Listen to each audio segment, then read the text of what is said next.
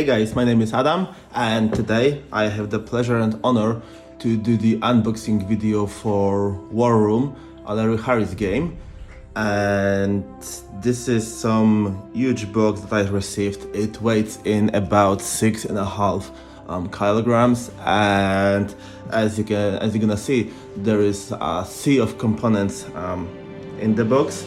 So War Room, it's a game about global scale conflict in World War II, and Larry Harris is the guy who designed Axis and Allies games, but this is something different. I mean, it's bigger, probably more complicated, more mature. And yeah, I'm so eager to play it and so eager to look inside of the box. So let's do this right away. So let me lift the cover.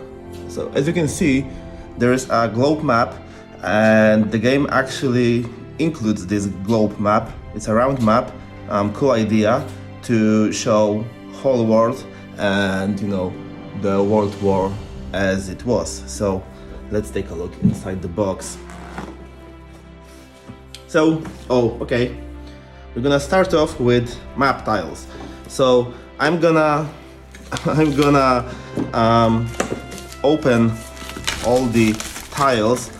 I don't know if tile is a right word for this, because I already can see that this is some monster over here.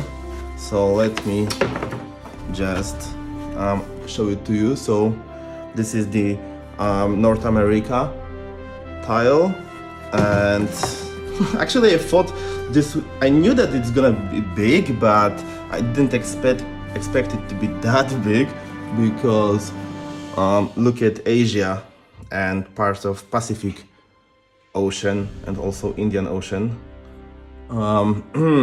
and quality of the map is good. And also there is, at least for now, zero problem with visibility, because all the icons are distinctive, and it should be very good experience while playing the game. So let me open another pack of world map tiles. And what you need to know also is that this game is currently on Kickstarter, and what you see in this unboxing video is just, actually I was expecting prototype sort of to receive from Nightingale games, but I received like a completed version. It's not exactly second edition, which is currently on Kickstarter, but it's mechanically wise second edition. But if the Kickstarter goes well, they will add some new stuff into it. So second edition Kickstarter is a little bit, so rules are a little bit streamlined. There are some minor changes in it, and actually they managed to do something impossible, I guess, these days, which is lower the price. So actually second edition price is lower than the first edition, which I guess should be appealing to many of the board gamers. And yeah, so we can see Africa and Europe map here, and also Atlantic, Mediterranean Sea, some Indian Ocean over there. And I was really hoping to assemble the map in this video, but actually I wouldn't be able to show it, but you will be able to see the pictures of that map assembled with units on it on my Instagram at Weekly Game Night, and probably also on Facebook at Weekly Game Night. So let's move on with this. So here are some trackers later used in the game. We have the rulebook for the second edition, as you can see over here. So I was watching the video with the rules, because there is this great explanation video by Harsh Rules, that I advise you to check out if you would like to know more about the game rules. And after seeing that video, I need to read this little monster because I need to know all the details. But from what I have seen, it's looking so good. Actually, I've been hunting for this game for like over a year now, so it's cool that I finally can put my hands on it. Okay, so this is the rule book, and let's proceed. So this is the, let's call it, main tile of the globe. It will be in the middle of the globe, with turn order, with stress status, with stress status levels for each nation, because there is stress status in it. And while we are at this, there will be 7 playable nations in this one. So we can see Soviet Union, United States, Germany, Italy, Imperial Japan, Great Britain, and also kind of playable nation is China, but China works a little bit differently than the other nations. Yep, so let's move on. Okay, here we have some reference sheet, and it's a thick cardboard, and also here we have world map with all the regions and their names. Why is that important? And their symbols actually. Why is that important? Because throughout the game you're gonna be given orders in your order book, and to do that you will need to see what is the region name and also what is the army command number over there to issue an order to your units. So this is nice looking cardboard reference sheet with phase sequence. There are 7 phases in the game, and also the world map itself. Okay, let's continue. Okay, here we have some stickers, and these stickers are for the command tiles. So square ones are for infantry, round ones are for air, and these diagonal ones are for naval units, because there are 3 types of units: infantry, armor, and actually 4, sorry. Infantry, armor, and also naval and artillery in the game, and that you're gonna be using. And also when it comes to naval and air, there are different subtypes of it, but we're gonna get to that. So this is reference sheet for combat operation, because probably the most complicated aspect of that game is the combat operation. I think once you will get to know it, it's not that complicated, but at first glance it might seem a little bit intimidating. So it's cool that they included these phase combat operations and reference sheet also in it. It's also thick cardboard because, once again, on the other side there is world map. Okay, now we have morale board, which is also double-sided. And why is it double-sided? Because there are a couple of scenarios you can play. You can play like a global conflict with Eastern Front, but also you can play just like a single war in Europe or war in the Pacific, depending on what you want and how much time do you have. And war in the Pacific and of course war in Europe is faster, and you're gonna be using only part of the map, and the conditions for these scenarios are a little bit different. So as you can see, actually square is also for artillery, so tanks, artillery, naval, air. These kind of units you can expect in the game, so bombers, fighters, submarines, cruisers, battleship, air carriers, and artillery, armors, and infantry for the land units. So let's move on. So this is the battle board that you're gonna use a lot in this game. It's also double-sided, because on one side there is land battle board, let's call it that, and on the other side there is this naval battle board, As you can see, you can only include naval and air here, and land and air units over here, plus strategic bombing if you are gonna bomb the infrastructure of the region. Because in the game, production is a huge factor, and you can affect that, and it can bring you some new units and all, but you can still hinder your opponent's production. Okay, so now what we see here are the 7 black books, which are for the order. So each player is gonna receive this kind of book. It will put order for the next tour over here, and also some military production over here. You can also trade with neutrals, so it's all in this notebook. As you can see, you're gonna use it a lot, but also if the Kickstarter goes well, they will probably introduce some dry boards that you can write on it and erase what you have written later on after the tour ends, and get it ready for the next tour. So you won't necessarily gonna use paper if they reach this stretch goal. Okay, so this is the United States, and more or less they are the same for each country. Here we have China, by the way, color of this, and the flag will be changed in the final version. So as you can see, China has only like 6 orders, may not bid for the turn order, and yeah, this one is also a bit different, but in general, more or less the same. Also, Italy, as a smaller nation, gets only 6 orders. Okay, so these are these 7 books, black books of orders.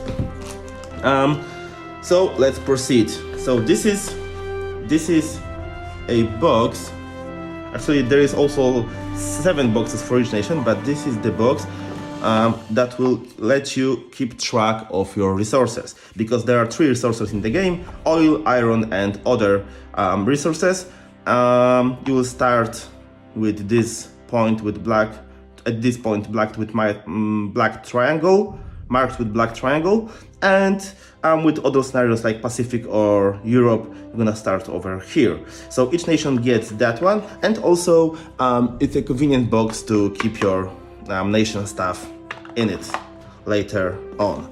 So this is for the United States, and I really like the approach with the images. So I'm gonna not open them all, but I'm gonna show you all the images. And also on the back side, you can see what kind of commands, military commands should be included for each nation. Yep. So this is China, and as I told you, this will change in the final version. Imperial Japan, you can see some great photo of Japanese pilots over there. Oh, and as you can see, each board has different color also for each of the nations. Let's go on with Italy. Probably know that dude, and you're definitely gonna know. Oh, actually, I thought it was Hitler, but not. Okay. So Nazi German and Great Britain, as usual. That's all landing. Oh, there is this cute dog over there. Okay, so these are these resources track, and also components boxes for each of the nations. Now let's get to the probably very interesting part of all, which should be the units. So this is the unit box. Actually, it's a new design. You can lift the cover of the box like that. I will put it aside for now. And yep, this is the unit box. So as you can see, each type of the unit will get its own markers and its own color, plus there will be some markers over there. Actually, Tom from Nightingale Games already told me that, as you can see, this is all mixed up a little bit, but they will work on a solution so the game comes with all the tokens not being so mixed up, and therefore, more easy for transport if you feel like taking this game out to play with your buddies. So these are plastic tokens. I'm gonna show you some of them. Let's start, let's say, with battleships. So these are the battleship tokens, and what's so cool about it is that, for example, if you would use your naval army, you're gonna stack these different type of units on each other, so they will form a naval army under one command. And it's so cool because, for example, if you get to form, like, let's say 79th command for the infantry, you can actually tell a little story about it once you are playing the game. So I find it really cool. And you can see here, you can only see the units, but also there are, as you have seen the stickers, there will be these plastic tokens with command numbers or names put on top of each of the stacks. So this is infantry, and as its ground unit, you can stack it, for example, like that, to form a ground command or army.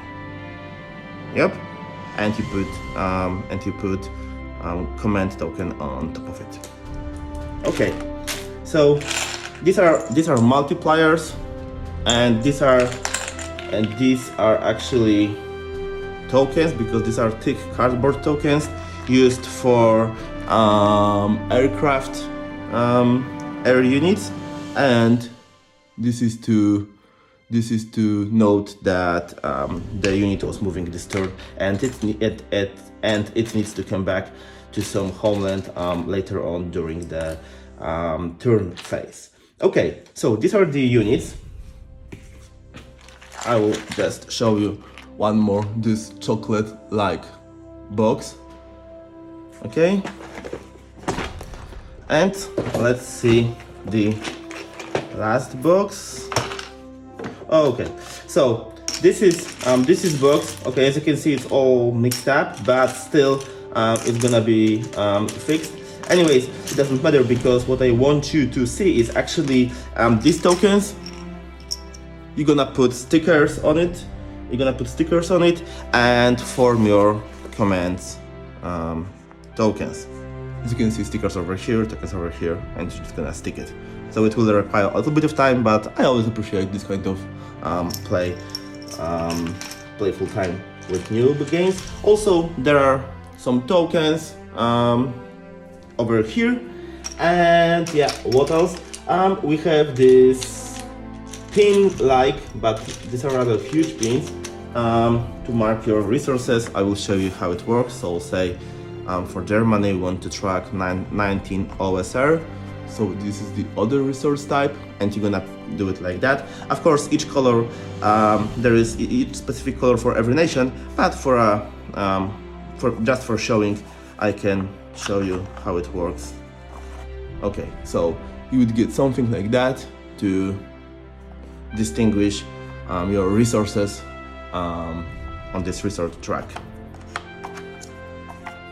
Okay, let's move on. So this is this box. Oh, I will actually put those pins back in it. And yeah, what else? Like a sea of tokens. Okay, so these are the tokens for submarines. We get pack of dice because as much as this game is strategic, there needed to be some connections with Axis and allies, right? So we get dice, and there are various rules for doing damage in battles. So basically it all runs on color. Depending which color you're gonna roll, you will get some kind of result. And also it depends who are you fighting, actually, because as you have seen, the unit tokens have some colors like green, yellow, blue, and red. Yep, red. And to destroy those type of units, you're gonna need to roll these colors. But once again, for the rules, especially for the battle rules, I invite you to see Harshul's video, because this guy did a hell of a job on explaining this game. So yeah, just find it, War Room Harsh Rules. Okay, so these are the nation tokens used for denoting a territory, change. I mean, who's reigning the territory currently. And also, I don't know if you can see that, but these are thick cardboard tokens, not like the one that would get easily lost on the board, but these are really thick. Okay, let me put it back in the box. What else? Medals and civilian goods used for managing your nation's stress. Here they are. I heard they used to be metal in first edition, especially the medals, but they made it cardboard, once again thick cardboard, to ease the to lower the production cost of the game, which I think is actually a great approach. Okay, so strategic bombing tokens over here.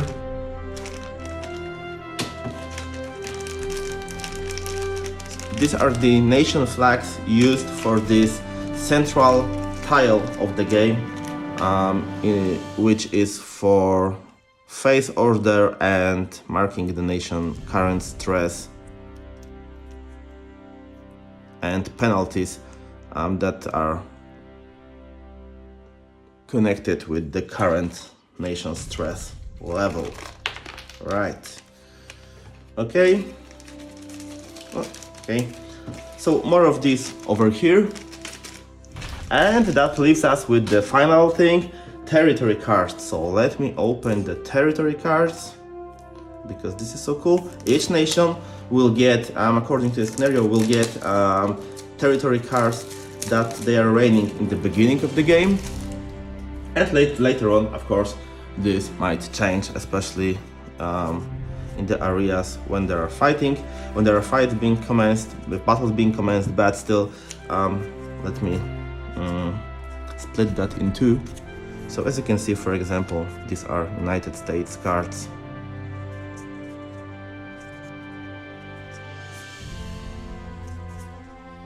So there is strategic points value of the land over here, the name or symbol, the initial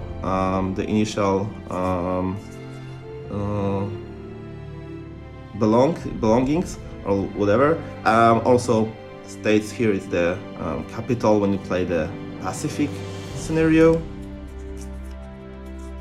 with letter P over there. So this were United States. Now it's the Italy, of course. And you can see United States has like many regions, but Italy is just Italy, and other, not even countries, but whole regions, European regions, like, or islands actually, right?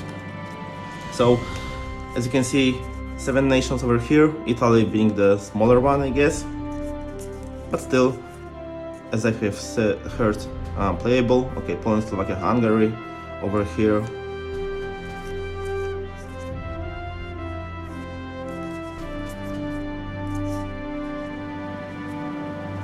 Okay, so there is a couple of symbols that I'm not gonna explain right now, but what I want you to see is the other side. So this side is used to denote that there is a battle going on in this region, as you can see. And each player will get those cards in the game. As you can see, this is a special type of region. Neutrals, they can lean towards each of the sides, allies or axis, but also they can be gained. You can fight in there, but as it was historically wise, they will be neutral in the beginning of the game. So let's move on. We have Japan over here, another huge nation in terms of territories, because look at that, how many territories they have. And also I like how each of these pictures tells a little story on its own of that region or the battles or other events that took place over there. For example, this Okinawa with badass flamethrower tank. Yep. So more or less this is it. And you can see more regions for each other nation, like Russia. Of course, Russia is another huge nation in the game, so you will get plenty of regions for Russia.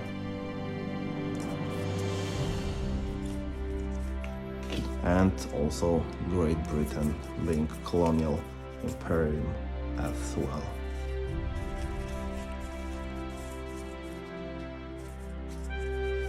Yep, so that's pretty much it for unboxing the game. As I said, it's currently on Kickstarter, so if you feel like global conflict game are for you, definitely go check this out on Kickstarter. You can find link in the description of this video below.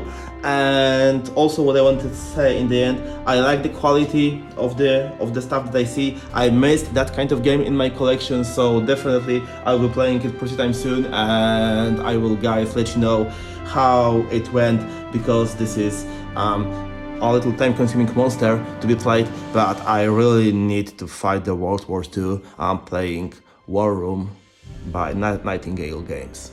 Thanks for watching and bye bye.